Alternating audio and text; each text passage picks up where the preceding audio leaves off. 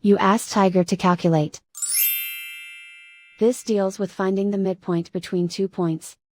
The midpoint between the 2 points is negative 15.5, 48.5. Let's solve it step by step. Plot the 2 points and calculate the midpoint using the formula. The coordinates of point 1 are, x1 equals negative 88, y1 equals 49. The coordinates of point 2 are, x2 equals 57, y2 equals 48. PM represents the midpoint of the 2 points.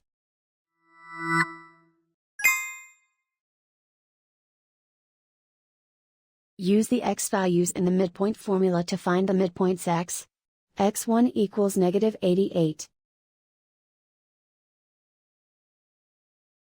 x2 equals 57. Simplify the arithmetic.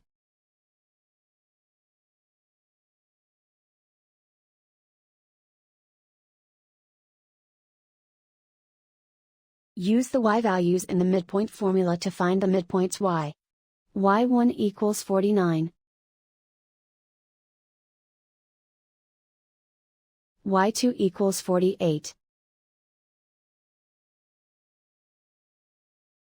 Simplify the arithmetic.